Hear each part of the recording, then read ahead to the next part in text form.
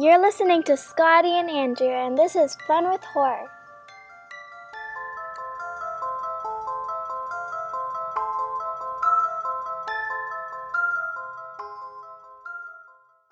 Hey, everybody, I'm Andrew. And I'm Scotty. And welcome to episode 148 of Fun with Horror. We're the most wholesome horror movie review podcast in the entire world. And this is the podcast in which two long-distance best friends stay in touch by taking turns giving each other horror movies to watch. And then we discuss them not only for us, but for you as well. That's right. And last episode, I got to pick the movie, and it was called No One Will Save You. And of course, stay tuned to the end of this episode when we get to hear what Andrew is picking for our next movie. But until then, holy crap. Hi, buddy. Hi, buddy. How are you? I'm pretty okay. How are you, buddy? Good. You know, I'm okay. I'm okay. Good. Yeah. As everybody knows, Andrew, well, everybody might not know, but if you don't know, Andrew has been a little busy. Yes. Yeah, it's been a lot. So I'm back. This episode was supposed to come out a week ago, but we had to pivot. We had to postpone. Yes. And then our good friend Colby Does Horror was kind enough to jump in real quick and discuss Leprechaun with me. So that is our last episode, Leprechaun. Awesome. Thank you, Colby. Thank you for filling in and being amazing and awesome in everything that you do. So thank you. I very much appreciate it and appreciate you. Aw, that was nice. Thank you. And just as a reminder, something we mentioned, Colby and I discussed Leprechaun, the first one, on this public feed, our regular podcast.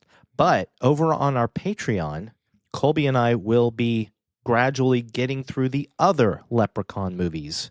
So If you want to hear that, feel free to jump on in, join our Patreon, become a patron with horror. It's only $5 a month.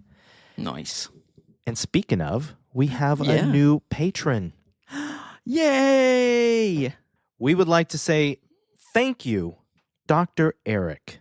Thank you, Dr. Eric. Thank you for being a patron, and we really do appreciate it. Thank you. I'm gonna just say real quick, not only did Dr. Eric become a patron, he sent us a really nice message, and it was very heartfelt and heartwarming. Yes. And so, with all of our hearts, we would like to say, Dr. Eric, we love you. Dr. Eric, we do love you. Thank you so much. It was very sweet to read and just see, and it's awesome. Thank you so much. Seriously. Yeah. So we appreciate you as well as all of our other patrons. But hell, we appreciate everybody. We appreciate all our listeners. If you're listening to this, we appreciate you. We do. That's a fact. That is not a lie. That's a real thing. It's not even an opinion. It's not. It's fact. Look it up. It's a debacle. I just love that word. I do. That is a fun word, man. Makes me feel like playing a board game. Like, have you played Debacle yet? Yes, exactly. Right? Roll those dice and get a debacle. I rolled a debacle. I love it, man. I know what we're planning to make after this.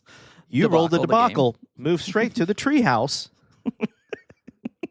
Uh-oh, you jumped on a turtle.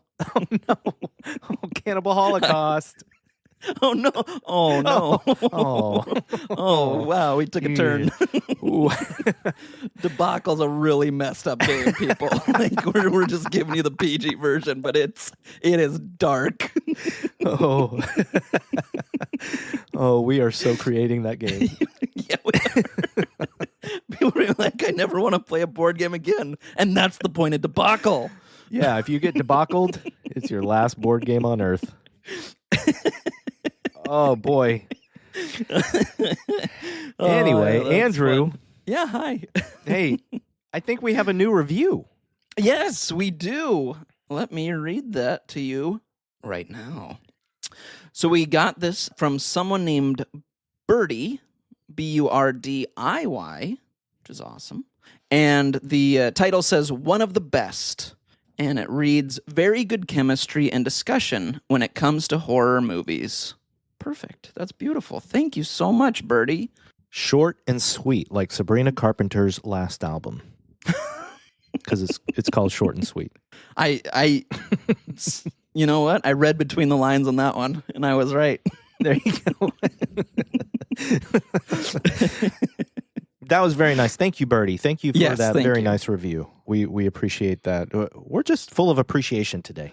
I know. Honestly, man, I need it. I like it. I appreciate it. So thank you, everybody. Seriously. I got a couple things to talk to you about real quick before we get into our movie. Number one, Valentine's Day just passed. It did. You know what I did? What'd you do? I watched the original My Bloody Valentine for the very first time ever in my life. I've never seen it. What did you think? It's so interesting. I thought it was fun, but I gotta say, man, like here's a weird thing. We've talked about this before, but when you don't grow up with a movie from the 80s, a movie can feel more dated than it does if you grew up watching it. Like Nightmare on Elm Street, I know that there's some dated stuff in there, but I never noticed because it's Nightmare on Elm Street and it's a classic and I watched it tons of times in the 80s. Right. My Bloody Valentine, I never watched. Yeah. So I think it's a good movie. I liked it, but at the same time, I was very distracted while watching it. Wow. Okay. It was very easy for me to get distracted. Let me put it that way. Okay. I know what you're talking about. Yep. You know, checking my phone, stuff like that, and then making sure I put down my phone. You know, it's just, but I need to watch it again at some point. Yeah. I'm curious. I've always been curious because I've seen the remake. Same. I remember I saw the remake in theaters, and there's a scene where there is someone pretty naked for a while of that movie. I remember just sitting there looking around in the theater during that scene and just kind of like, I'm here by myself, and I don't know. I'm a little uncomfortable. Like, I just remember looking at other people with their friends and stuff, and it's just me sitting there. I don't know. I just felt a little awkward. Now, did you see it in 3D? Oh, man. I want to say yeah. I honestly don't remember. I'm sure I did, though, because that was kind of like the big, whatever you call it. People were talking about it, the 3D, it's in 3D. So I'm sure I did, but I don't remember. I definitely did, and it was a good time. Nice.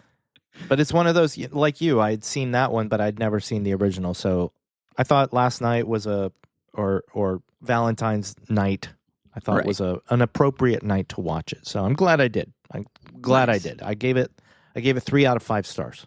Awesome. Right on. Very Which good. I think that might go up if I rewatch it at some point. Okay. Not bad. The other thing I wanted to talk to you about, buddy. Mm-hmm. I was telling you earlier, I got a bunch of new shirts from Fright Rags, Gutter Garbs, Cavity Colors. Sweet. I got a bunch of new shirts. Awesome. But it made me think of something you said a long time ago before we ever recorded this beautiful little podcast. Uh-oh. You gave a life hack, a life tip, if you will. Okay. And you said... Oh, I might know. Okay, keep going, yeah. You said, put your clothes in your closet, all the clothes you wear when you wash them, put them on the left or whatever, and at the end of a year, if there's a certain, like all the clothes to the right, you like turn them around on their hanger. Yeah, you flip the hangers around. Yep. And all the clothes that you did not flip during a year, you don't wear enough anymore, so get rid of them. Yep. So I've thought about that a lot since you said it. Wow, that's awesome. Okay, very cool, man. I don't flip my clothes, but I do realize which ones are to the right in my closet, the ones I wear less. But here's the thing. Yeah. I have a ton of T-shirts now. Yeah. A lot of them horror, a lot of them, it's just hard. It's hard when Fright Rags puts out a new series of a movie, and I'm just like, oh, I want it. And then finally, Gutter Garbs, bless them, somebody finally put out some good Fright Night T-shirts. So Sweet. I'm wearing one right now. It's great. Yeah. Anyway, the point is that your trick doesn't really work for me because I go to all the clothes in the right side of my closet, the ones that I quote unquote don't wear as much. And I'm like, I love this shirt. I'm going to wear this one today. That's great though, because then it's almost like it's like you get to wear it again and have that excitement again. That's great. That's awesome. That is true. I do get excited. See? So that's a great thing. You know what my mom did? This was years ago when I had, I was growing and so some of my shirts wouldn't fit. But what she did was, I don't know where, there's some company she sent all my graphic tees to, and they made a quilt out of it. So they cut out like the pictures on the front and then made a blanket out of all of them. And I was like, that's pretty cool. Like, that's neat. So I still had them, without having them. See, I should do that. I've known about that for a long time, that service. Mm-hmm. I should do that. Hey, whatever if they make you happy, though, if you do get that second excitement, that's great. So, yeah. I mean, no one else is going to save me. That's terrible. So bad.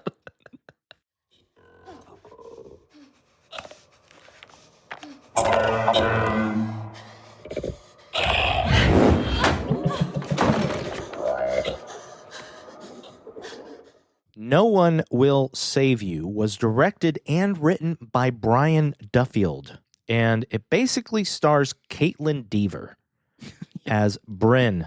And there's some other actors, but she's the main actor in this movie, and she's the most notable actor.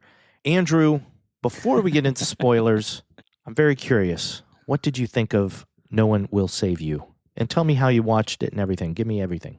Okay, yeah. So I watched it at night. I watched it by myself. I don't know what was happening. I think my wife was sleeping or something. I just was like, I'm going to watch this. Buddy, I didn't like it. I loved it. Oh, come Sorry. on. I know. I'm a jerk. Stop no, it. I really do it all the time. I know. No, I genuinely loved this movie, buddy. I loved it. Fantastic. Fantastic. Yeah. And you, I think people know, but let's hear it. What did you think? Yeah, people know. I picked this movie because I absolutely love this movie. Nice. It came out in 2024, near the beginning of the year. And I remember, funny story, and this is probably way too much information and people are going to get bored and turn us off. But no, this was somewhat shortly after you and I decided that we were going to change our rule. It was a while after this. Let's just say that. It was a good bit after. Okay. So you and I used to have this rule on the podcast that whoever picked the movie had to pick a movie they'd never seen. Right. On our 2-year anniversary, we got rid of that rule and it left us free. But as for myself, I know for a while, the unintended consequence of that rule was that there was a lot of movies we missed. Yeah. And we didn't watch right away because we were thinking, I want to watch this movie for the podcast, so I don't want to watch it. I want to wait until I pick the movie to watch it. Yep. So getting rid of that rule, one of the side effects of it was that it was supposed to free us up to feel free to watch any movie. Right. You know, I want to see this movie the weekend it comes out. And if it's good or however I feel about it, we can talk about it later, which we've now done a bunch of. Yes, very much so. But it took me a while to feel that comfortable. I still, out of instinct, put off watching new movies because I was thinking of our old rule and that I wanted to wait and watch it when we were ready to discuss it for the podcast. Right. I specifically remember No One Will Save You coming out on Hulu. It didn't hit theaters. It came out straight to Hulu. People were talking about it. And the night it released, I was sitting here and I thought to myself, you know what? We don't have that rule anymore. So I am free to watch this dang movie. And I watched it that night. Nice. Yeah, like I've told you. It blew me away. I think it is close to a perfect movie. I think when I watched it, I gave it 4 or 4.5 stars, and the last couple times I've seen it, it's gone up to 5 stars. Yeah, dude. Awesome. And even watching it this time, this is like the fourth time I've seen it or something, and it just does not get old to me. Every single time I watch it, it gets better and better. That's awesome. Yeah, I'm really, really excited to talk to you about this movie. Good. Yeah, which we won't do quite yet. We're almost there. Yeah, well, what should we do now? I think we should give everyone just a quick little spoiler warning because we're going to talk about this movie. Yeah, this is the point, right? This is the point of no return. That's right. You can either come with us on this journey, join us, be here with us, be part of this group, or you can pause it, go watch the movie, and then come back and join us, be with us, and be part of this group. Let's be clear though. You're part of this group whether you watch the movie or not. Yeah, I know.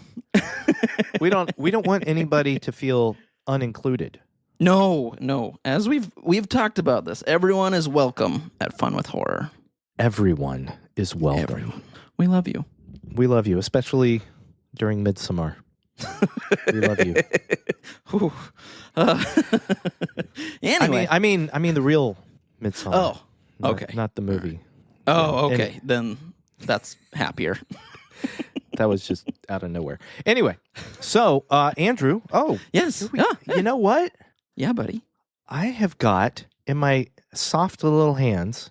Oh, beautiful hands. Beautiful hands. Yeah, but they are soft, and I appreciate that. I've got a 20-sided virtual die. Yes. I'm going to start to roll this die over and over, and when you tell me to stop, I'm going to stop. And if it is odd, you are going to do a 3-minute recap.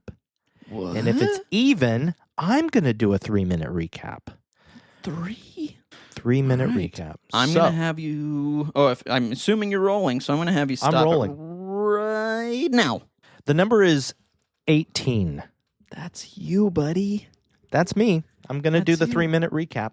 And you know what is wild? Because I had a gut feeling it was going to be you.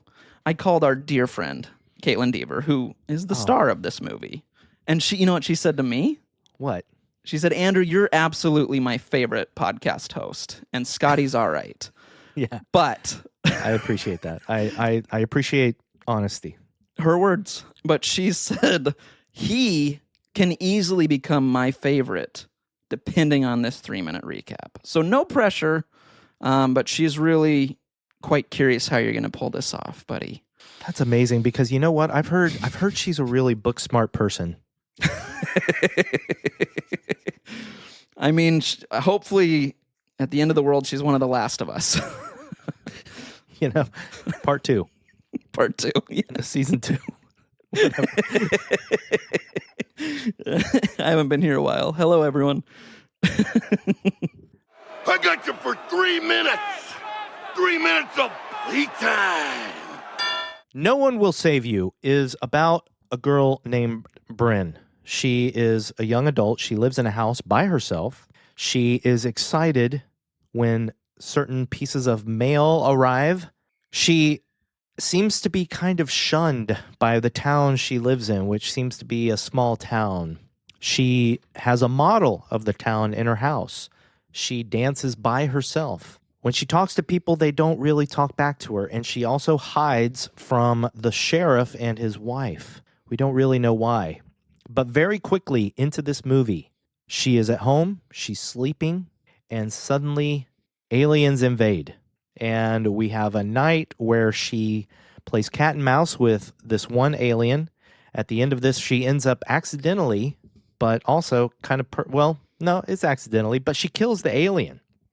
She goes into the town to tell people what happened, but when she walks into the sheriff's station, she sees the sheriff and his wife, and there's just silence, and the wife spits in her face, and then she ends up leaving. She goes to this cemetery where we see a gravestone for somebody named Maud. This is a background story that starts to unravel as the movie goes on. She goes back to her house. Oh, we see she gets on a bus to leave town. And as she's on the bus, the guy who was the mailman earlier comes out and he starts to attack her. And we see that he's got something in his throat. Mm-hmm. So these seems the aliens are possessing people with something in their throats. So she ends up running back to her house, escaping the bus, getting back to her house. She starts to set up the house to defend herself from these aliens. Sure enough, the aliens come back at night to come get her.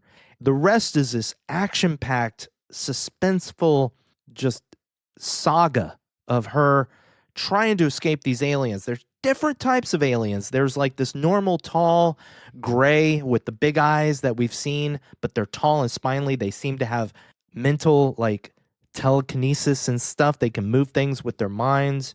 Then there's a little small alien that's like this little monkey type alien, and it chases her around. The aliens do these weird like hand signals, and it's really awesome. And then there's a huge alien, and it comes up onto the roof. And then the ships themselves are cool as hell. They seem like normal flying saucers, but then they have this beam that they shoot down, and anything caught in the beam is just pulled up into the ship. And then the ship separates into multiple saucers that just fly out everywhere. Anyway, so the aliens are trying to get Bryn this whole time. She is, with luck and a little bit of ingenuity, escaping these aliens, killing a couple of them. But one alien finally traps her on the ceiling of this room in her house. It opens its mouth, and this small little creature comes out of its mouth and goes up into Bryn's mouth. Suddenly, she is happy, and everything is fine. She's talking to her friend, and her friend is there. This is Maud. She's so happy that Maud is there, but then the strength of her mind or something allows her to realize that this is not real. And she reaches into her mouth. She pulls the creature out of her mouth, and then she's back in the waking real world with these aliens. She's running through the woods. Meanwhile, this little creature has been caught in the tractor beam of the ship, and it becomes a clone of Bryn. The clone chases Bryn through the woods. It ends up stabbing Bryn, but Bryn ends up killing her clone. And then she's finally trapped in another tractor beam and brought up into the ship.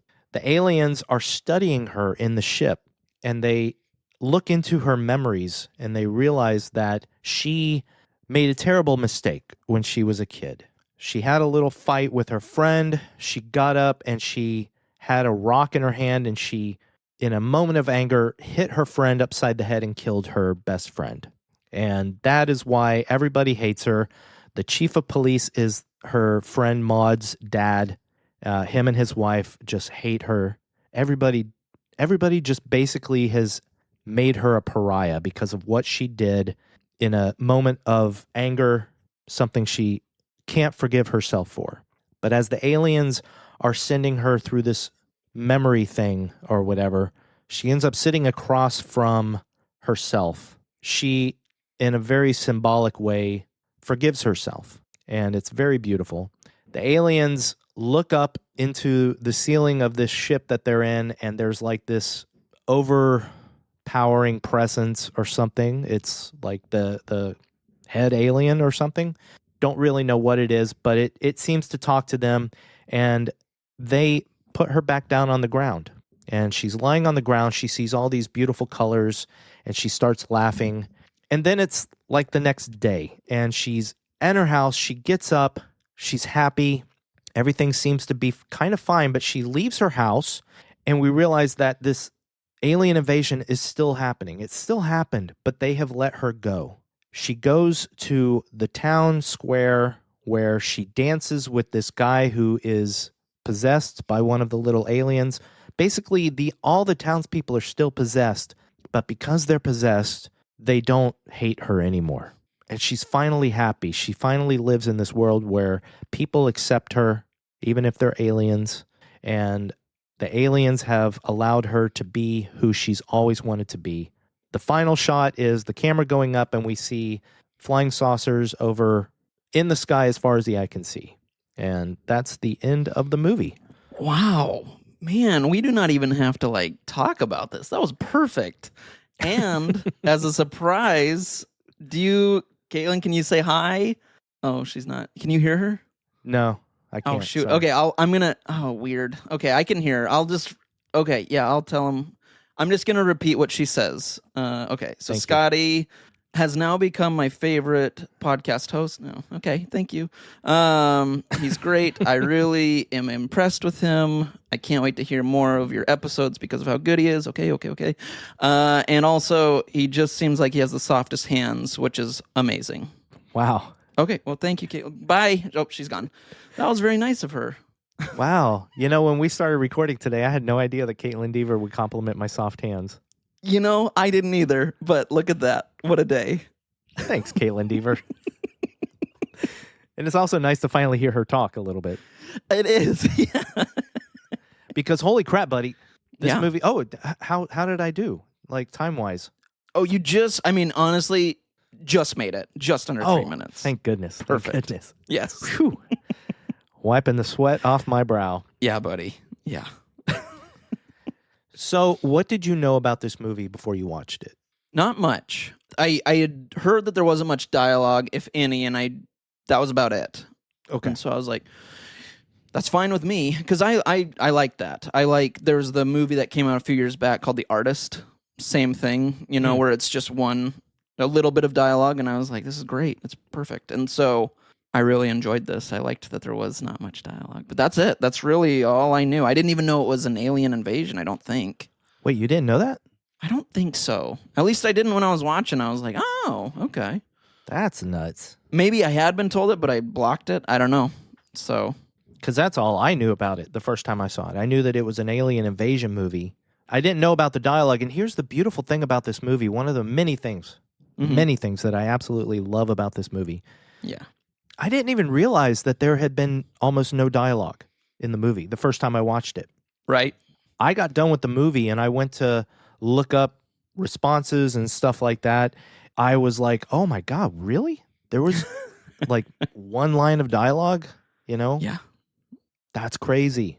Because it's so well paced, and just everything that happens in this movie, you're invested. I mean, from the beginning, you're invested in this character and the mystery and everything. Yeah. So I would absolutely agree with you.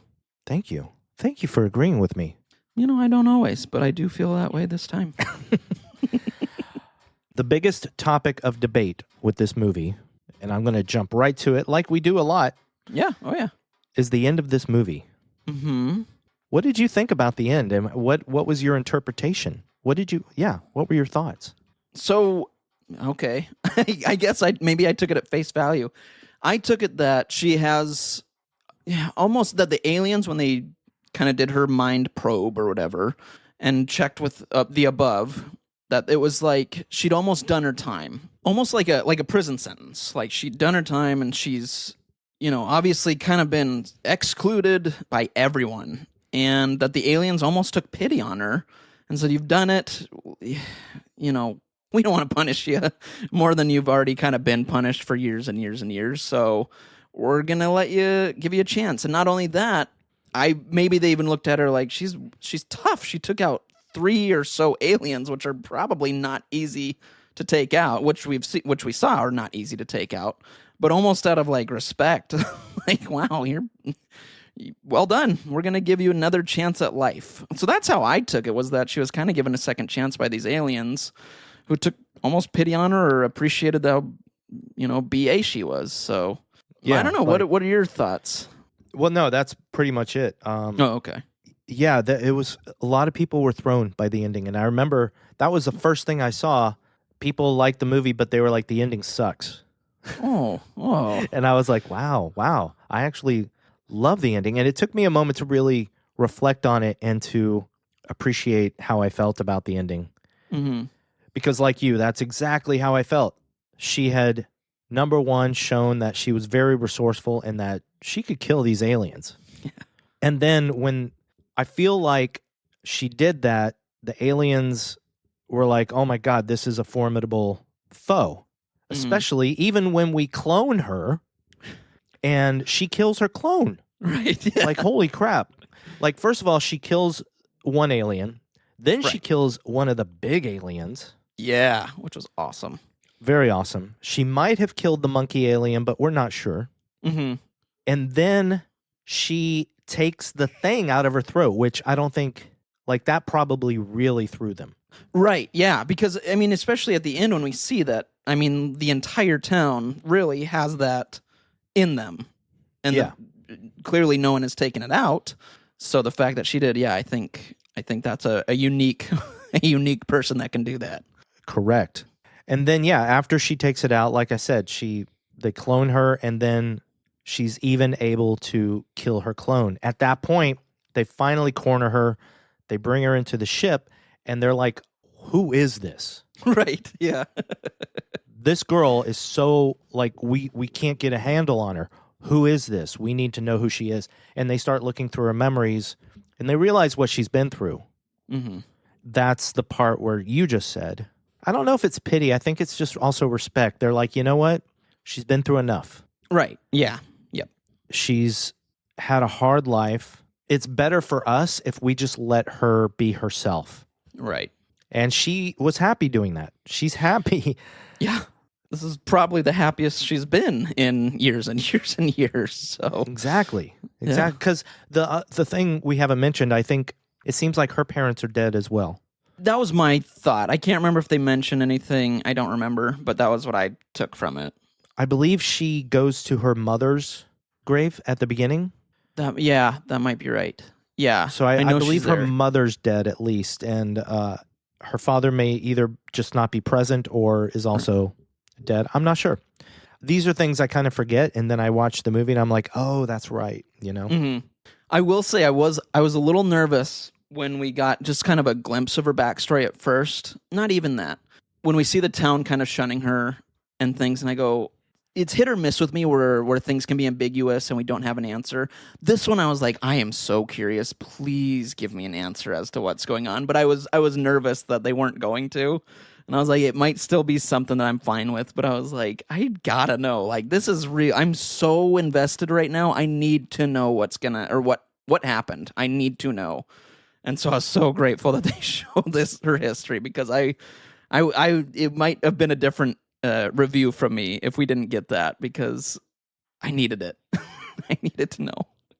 I absolutely agree. This movie does so many things masterfully, in my opinion. And one of the things that it really does is give you background as the movie goes on, and it does it in a very organic way. Yeah. Like at first, she lives by herself. We realize she lives by herself. Mm-hmm. She has this feeling about the town where she has a fake town. She's made this model.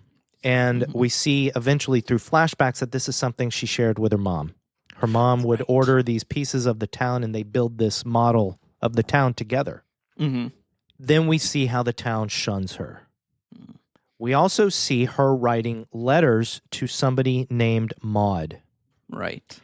And this is an example. I don't know if it's just I'm dumb, but there's so many things that it took me so long to pick up on in this movie, and second and third viewings to pick up on. Right on. And one of the biggest clues in this movie is when she's writing to Maud at the beginning. If you read what she's writing, she says, I don't think I'll ever forgive myself, which is the biggest clue as to what happens later in the movie, which is her holding her own hand and forgiving herself. Nice. Oh, dang. I did not see that first line. That's awesome. Wow. Yeah. And I also wasn't really sure who the adults were. The sheriff and his wife. Like, was this her dad with his new wife or something? And it took me like a couple viewings to really absorb that, oh, these are Maud's parents. And yeah. I don't know. I was so enthralled with the suspense of the movie and the action that I missed some of the deeper story. Sure. I could see that with this one. No, I absolutely could. And again, we don't get the luxury of dialogue to give us that exposition as well, which you can do in any other movie. It's, this is what happened 12 years ago. You don't get that. And so I completely understand where you're coming from with this. Which I also love. I love that the movie starts so quickly. It does. Yes. That first alien invasion happens about 8 minutes and 45 seconds into the movie. Which I appreciate too. I absolutely do. I like when something, it depends on the movie, I guess, but I usually like when something happens pretty quick because I go, okay, all right, now we're cooking. I want to see. And I appreciate it with this movie. Just like you said, I agree with you. Sometimes I don't. Right. And sometimes, I guess because I know that this movie is going to lay out the exposition as we go along. Right. I do love that anytime I sit down to watch this movie, within 9 minutes, aliens are going to invade. Yeah. Yep. But the thing is, and I agree. I love that it starts out quick. But they really did set up some things at the beginning where I was so intrigued by stuff.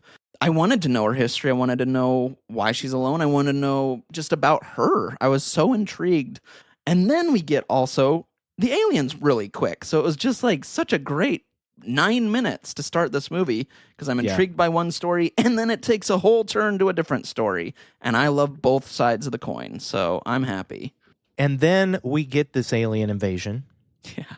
I don't know if it's how Brian Duffield wrote this. Mm. It's definitely partly how he directed it. This is a huge, huge statement. But the thing that I think about when I watch this movie is Jurassic Park. Ah, okay. Yeah. I just truly feel that the suspense when the alien is stalking her through the house, when she's running from the other aliens and trying to avoid them later in the movie, I haven't felt that very often since the very first Jurassic Park. That's awesome. Dude, I just think it's masterful. I think this is such a masterful movie. Yeah. She sees the alien downstairs. There's just so many little elements to it, like barely seeing the alien through the window of her kitchen door, and of course her making the stairs creak and you just see the alien turn towards the door, but you haven't seen the alien yet. Right. Yep.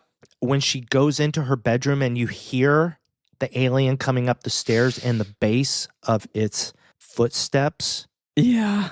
And then when it comes into the room, oh my God. And she barely gets over to the side of the bed before the alien opens the door.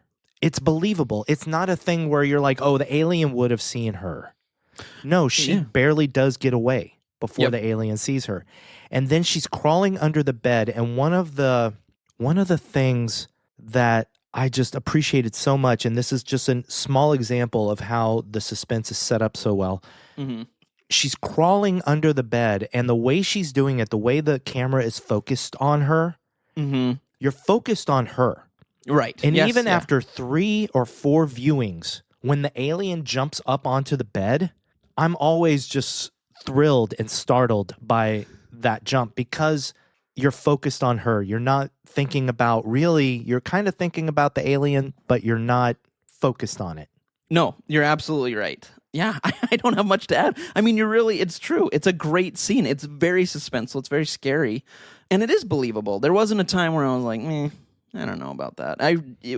Everything felt organic. It didn't feel like we're making a Hollywood movie. We got to make this, we got to be in suspense. It felt like it was suspenseful because that's what would happen in that situation. Yeah. Which I appreciate. And I do love the design of the alien. I know it's kind of a, it's what you'd think. When you think of an alien, you kind of think of the big eyes, but man, it looked great. And its feet, were so cool. I loved its feet. Oh, it was creepy. The way it stands up on its toes like they're fingers. Yes, and then just crawls like it's the hand from Addams Family. Awesome. I love it. No, the special effects are so freaking good. Yeah. They take the design of your quintessential big-eyed gray alien. Right. They make it tall. They give it some weird features like its little finger toes. Yeah. And then they give the eyes and the face a texture. Yes. That makes it feel real. Yes, exactly. And then they give it this telekinesis where it can move things with its head. Or with its mind, and you don't really know if it's the alien sometimes or if it's the ships outside because the ships seem to be able to do things.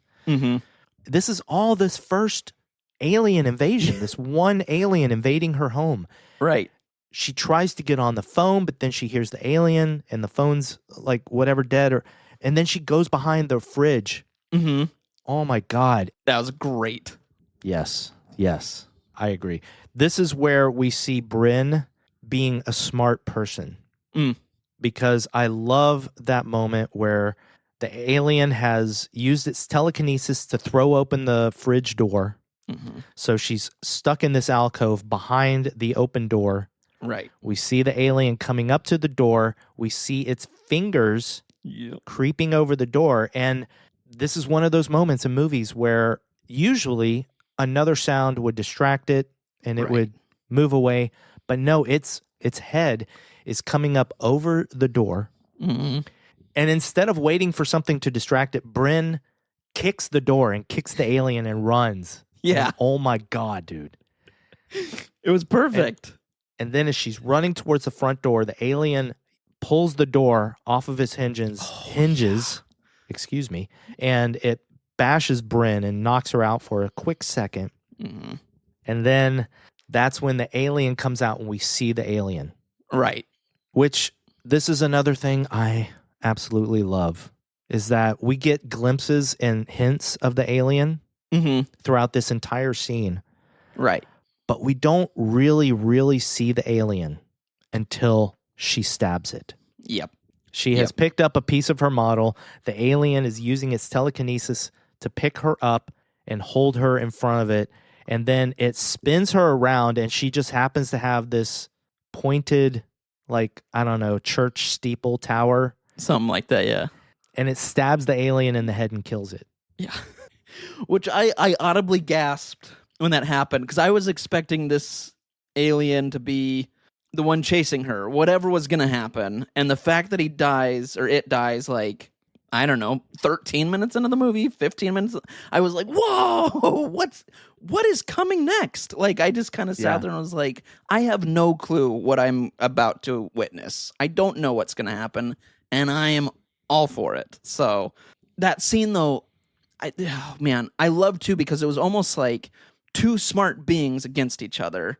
Who's gonna win? You know, and I like when it traps her behind the fridge. I was like, that's so smart. That's a great moment. The fact that she kicks him, that's smart. She didn't wait and sit there and go, I'm just gonna take this. She fights. I mean, it was so cool to see two smart characters, you know, and not have like the dumb one that's like, oh, I don't know, or have, like you said, like the sound distract someone. It was just two smart people, or two smart beings with each other. It was just nice to see. It felt good. And that's how it is. And I love that. She is smart. Mm-hmm. But I also do love that there is a combination of intelligence and ingenuity on her part, as well as some luck, because there is a lot of luck involved in this stuff. True. Yeah. Because then we have the entire scene the next day where we understand, well, we already understood what the little crop circles in the grass were. Right. Eventually, we truly understand. Pause. Yeah. I got to pee so bad. No, you're good, buddy. Scotty, if you're listening to this when you're recording, I just want you to know that I love you, buddy. No matter what. You're my best friend. You're great and amazing. So if you're editing this, just hear this moment, buddy. Also, Ziggy just walked in the back. Hi, Ziggy. Nothing. And then she goes into town. Real quick.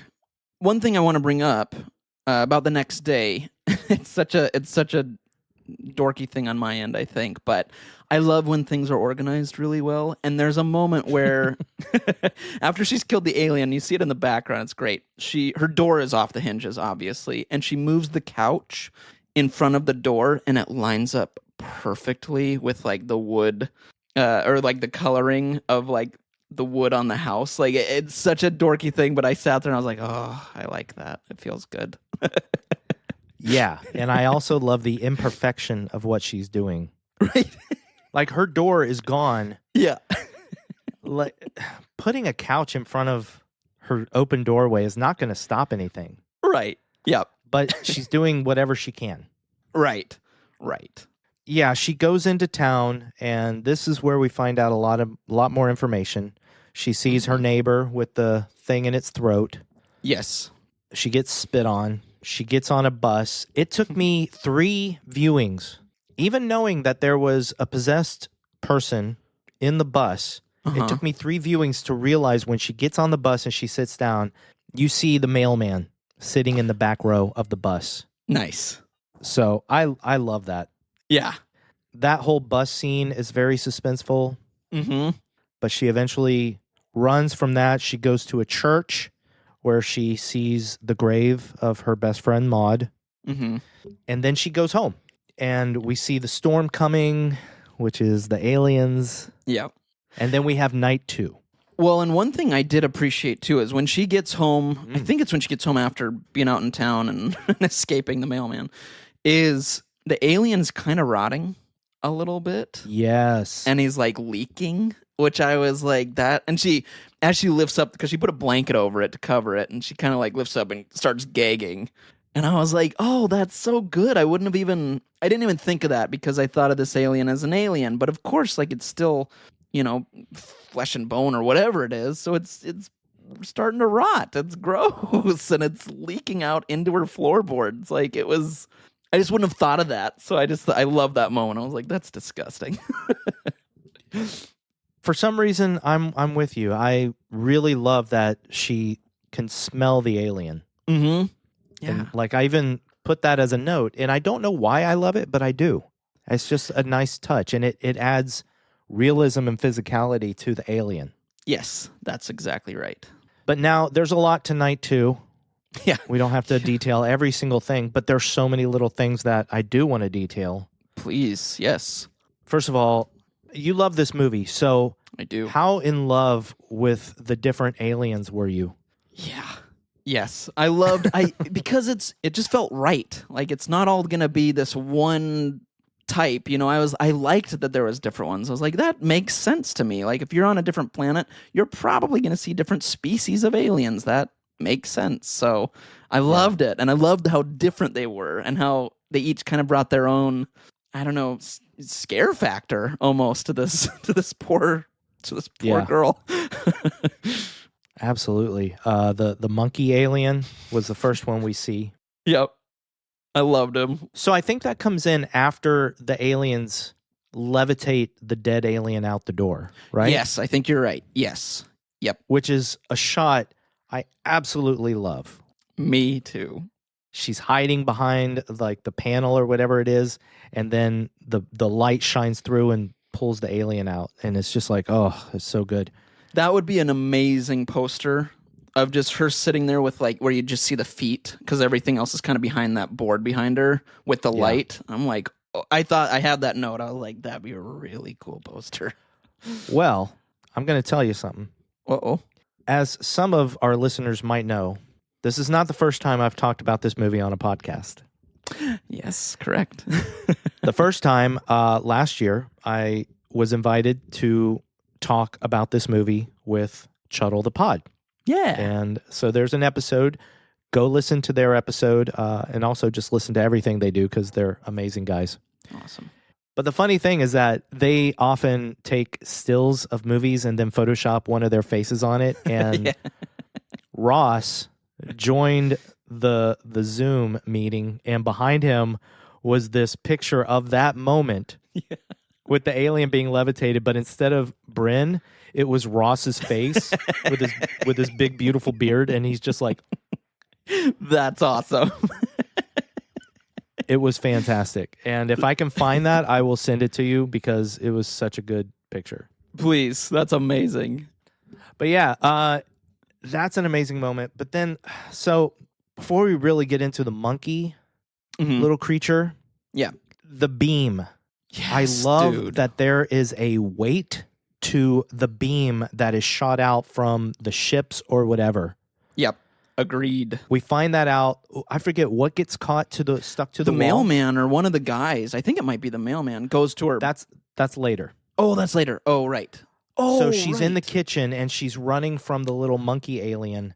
She has a knife or a pot or a pan. It's a pan. Thank you. Yes. The pan. Yep. Mm-hmm. And the beam shines through the door and it sticks the pan to the wall. Yeah. But then we also see that, the shot of the little monkey alien Yes. as it starts to move into the beam. Yes. Dude. Awesome. Yep.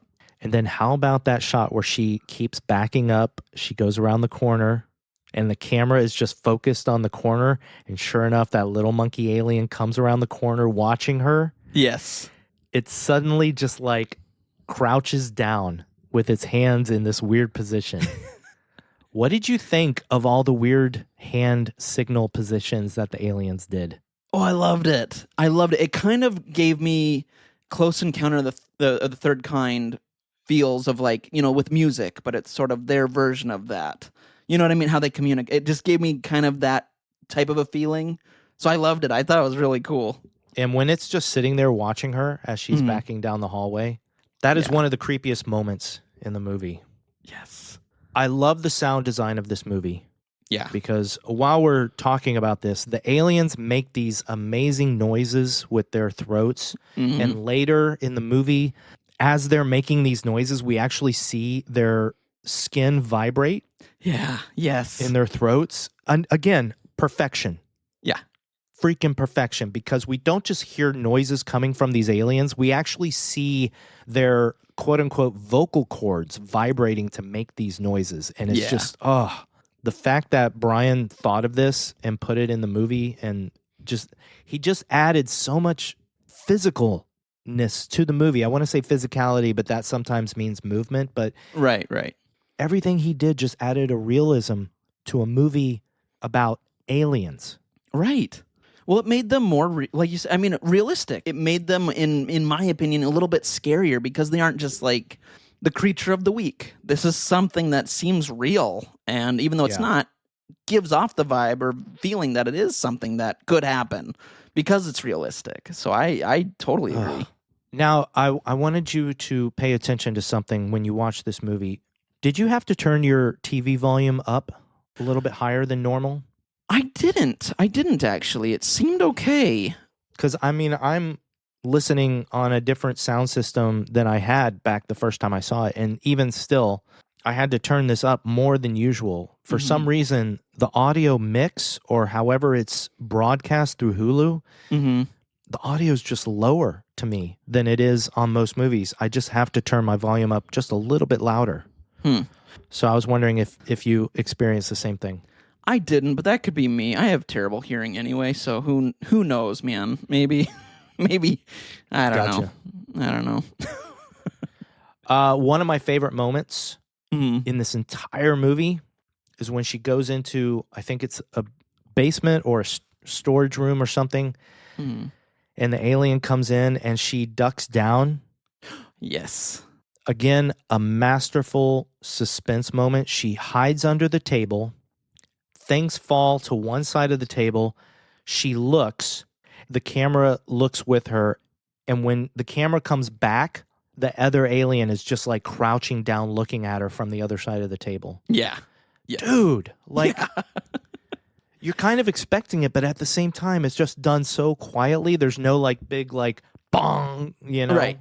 What do you call it? When they use that sound to heighten a jump scare. Right. Yes. I love that they didn't. You just turn back and the alien's sitting there crouching with its little weird hand signals. Yeah. Oh my God. But again, shows kind of the genius of the aliens too, sending that distraction to be able to get close or see close or whatever. I just liked that. It was a good distraction, and now they're there. It was like they thought it through. Again, we're getting these aliens that think things through, which is nice. Oh my God. Okay, so now, not describing every little moment in this movie. Right. But then she gets outside, basically. Mm-hmm. And then we're introduced to the big one. Yeah. Yes. That was the coolest alien. Yeah, I would agree. It was awesome. It was, almost like a giant... it has legs and arms, but like spider legs, and it's giant, and it's great. It looks horrifying. And it comes out, it makes arm signals, it calls one of the ships over. Yeah. And this is like, again, Bryn being smart. She starts at the last second, she moves out of the way because the mailman is there too. Right. And he's trying to pull her towards a certain spot, and she kicks him away And that's when the beam comes down and it kind of cuts him in half. It doesn't cut him, Right. but it just bends him over. Like you can tell it like kind of broke his back. Yeah. Oh, for sure. Yeah. Oh my God. Yep. That was a really cool moment. Again, just shows the weight of it, which was cool and something at least I don't remember ever seeing a tractor beam in alien movies do, but I loved it. I thought it was a cool moment and a cool way to do a tractor beam. And then like when we see the ship, we see that it's got like different shaped discs that kind of move circularly independently of each other, but they also seem like one. But then they all split up and it's like a whole bunch of different little ships. Yeah. That transformers into a one big one. Dude, everything. And then the big alien creeps over her house towards her. Yes. Oh my God, dude. Yes. It was awesome. Like, that's a really cool scene and very suspenseful. But I love how smart she is, because again, she gets, and this one maybe was a little bit of luck too, but I like that she gets it trapped in her car. And then of course she's smart, so she sees the leak, gasoline leak or whatever it is, and lights it up, man. Yep. And I love that she notices too, because even the alien's it knows it's trapped and it's stuck and it's trying to move its arm, and that's kind of her look at it like, I gotcha. I gotcha. Yeah. It's cool. It's a good moment. And then she blows the alien up. The car blows up with the alien in it. Oh my God. So good. It's so good. Then she goes in the house and we find out a little bit more. She's got a whole room where she's hung up all the letters that she's written to Maud. Yes. It's like this room is her shrine to her friendship with Maud. Yeah. Every moment of this, when the alien traps her and puts her on the ceiling, and when it's looking at her and it opens its mouth, and you're just like, how slow and excruciating it is. Yes. Where this little creature goes into her mouth. Yes.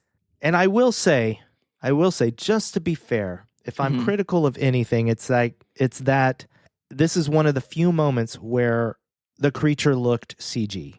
Yeah, that's fair. There was some CG elements to it. It didn't. This is one of the few things that lacked the complete physicality of everything else in the movie. Right. The rest of the movie had. But, and again, like you said, just to be fair, but like I would say it wasn't enough to take me out. I wasn't like, no, oh, me neither. man. Me neither. It's just, I was still squirming. Me too. And it was, that's gross. It's so gross. But you know what's grosser? What? Dude. Of all things, like, why did Brian do this? It gets me every time, because when the creature finally goes into her mouth and it goes down her throat, right before it cuts to her dream, her one eyeball just goes... Yes. Yeah. Just shoots off in a different direction, like she had just stroked out. Yes, you're right. You're right. And I'm just like, oh, God. That's one of the grossest things in this movie. Yeah. Oh, eyeballs. Yeah, man. Yeah, dude. Yeah. We've talked about her dream where this is like one of the few lines in the movie. Yeah. We've talked about this. This is where Maud finally says something. When Bryn finally says something, she says, I'm sorry, Maud, because she sees Maud in her dream, which seems kind of real, but with a little cloud-like quality to it. Yeah, and Maud's like her age now, because when this happened, they were like 12 or whatever. Yeah. And so she's like older and her age, and yeah. And it makes me wonder what dreams the aliens give everybody else.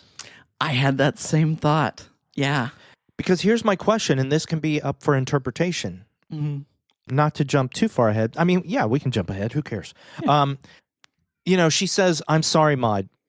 Because the aliens, like you said, there's a grown-up Maud. That clues in Bryn, whereas this is exactly what she wants.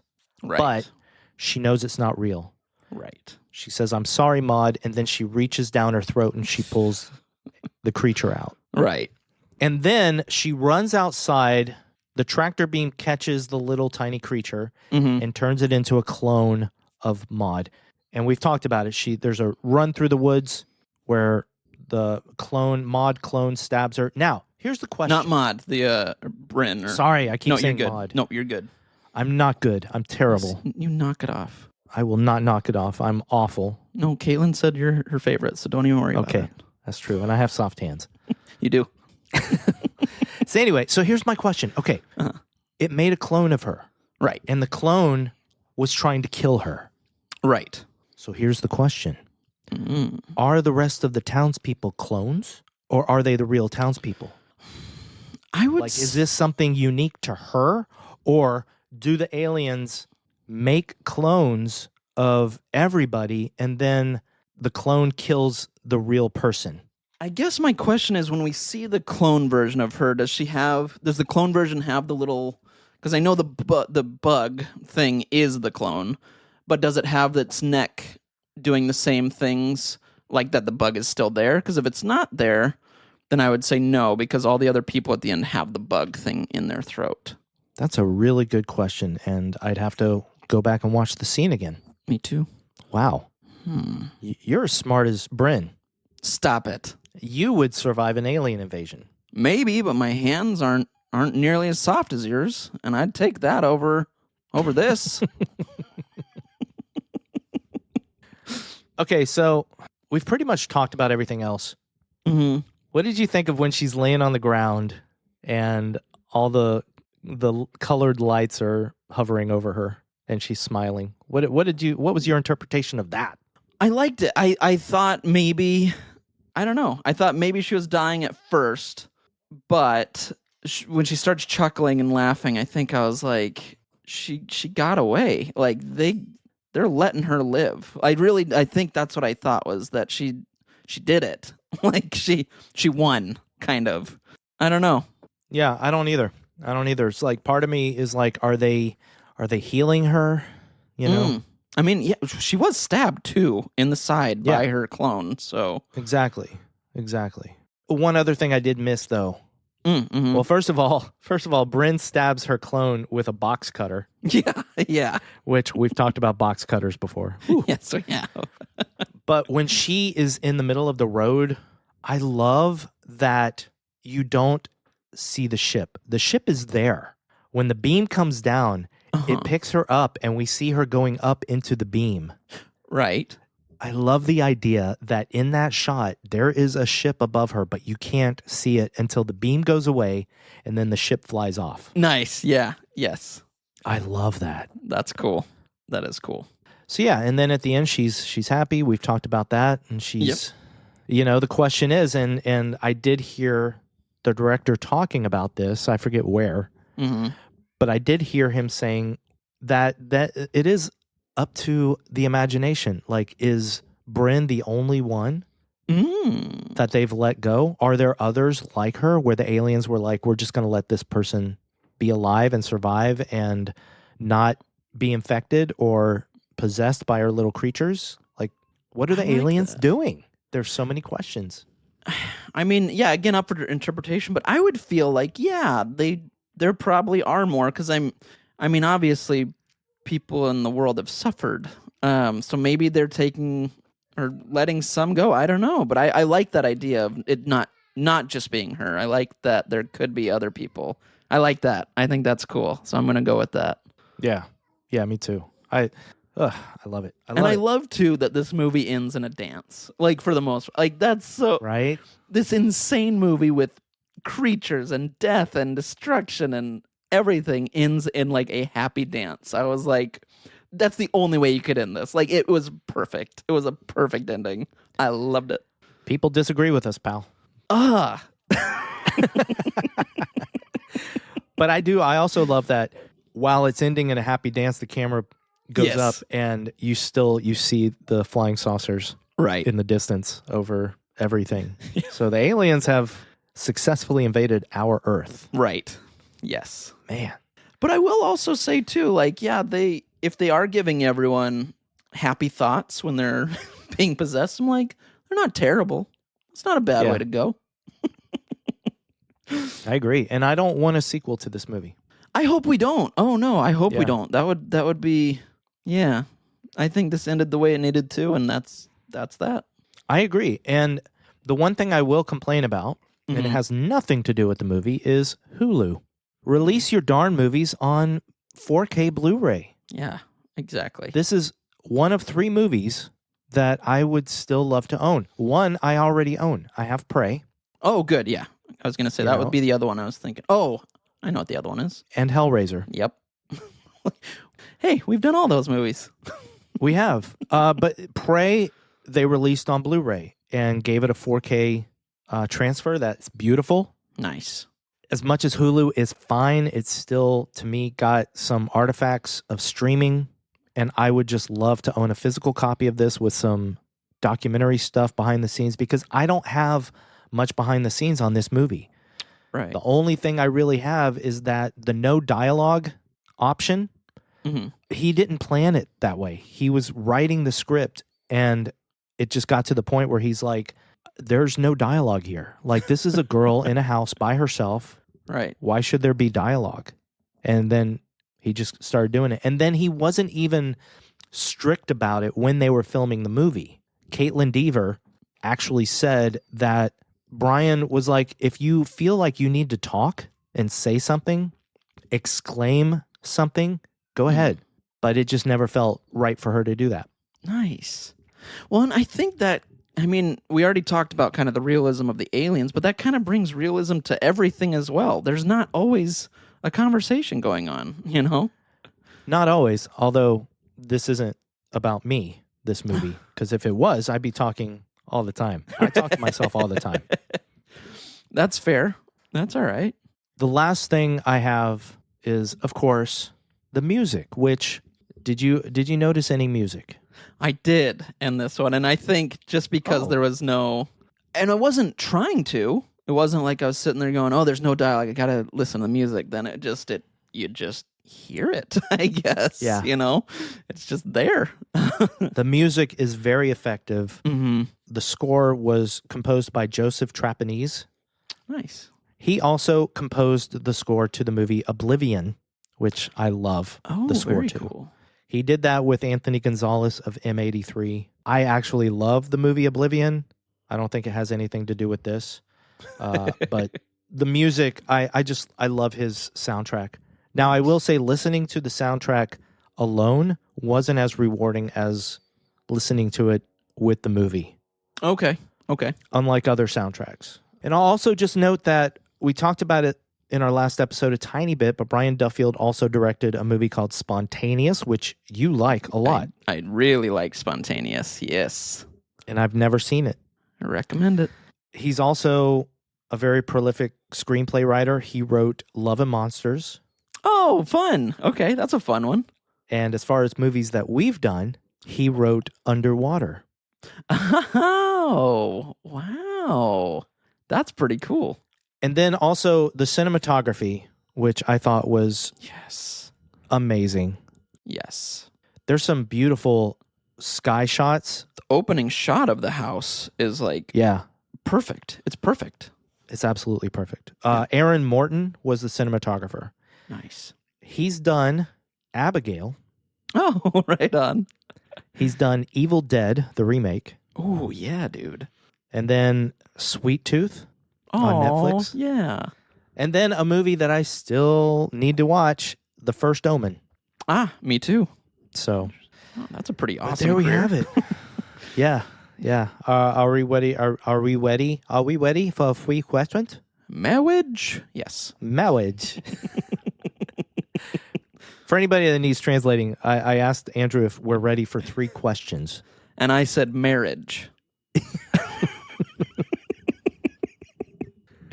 Who would cross the bridge of death must answer me these questions 3.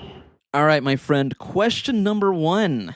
What is the best death/kill in this movie? I'm going to go with the first alien. Nice. Because I love how it's an accident. I love how the alien almost kills himself, and you think he's got her. Right. I think that one's my favorite. What about you? I have the same answer, buddy. And not only for all the reasons you said, but also it just caught me off guard where I went, oh, I thought that was our antagonist. I guess not. Yes. But also, that is, like I mentioned, I didn't really get into it, but that is our first good look at the alien. Yeah. Yeah. Like it's all hints and glimpses, but the moment she stabs it in the head, the camera just stays on its face. Yeah, it does. And that's when we see the texture in its eyes and everything, and it's just amazing. And we see it dying. I mean, it has its mouth open, kind of going like, I mean, it's... Yeah, I just did the noise. Sorry. That was nice. Use that for our sound effect. Yeah. It's my mating call. That and those soft hands, man. You're... Buddy. Okay. All right. All right. Anyway, question number 2. Is this movie scary? I actually think this movie can be very scary. Mm. It's according to how much an alien invasion scares you, but I think the suspense is ramped up to a perfect degree. Yeah. She is constantly trying to get away from aliens and survive, and I think there's a lot of scariness to the suspense in this movie. I was definitely on the edge of my seat. Yes. So, you? Same. I was on the edge of my seat. But like you said, I mean, we have a friend that doesn't like alien movies, or likes them, but is scared of aliens. And I think that this would be one. Yeah, this would probably scare. There you go. So we already know the answer, buddy. But you know what? It's the ritual. We got to do it. Did you have fun with horror? Of course. Andrew, the real question is, did you have fun with horror? Of course. Oh, of course. Of course. Did you ever watch Mr. Ed? The horse? I know of Mr. Ed. I course. never, the horse, of course. Yeah. Yeah. That's all. That's all. It just made me, when we said of course, it made me think of Mr. Ed. Okay. No one will save you.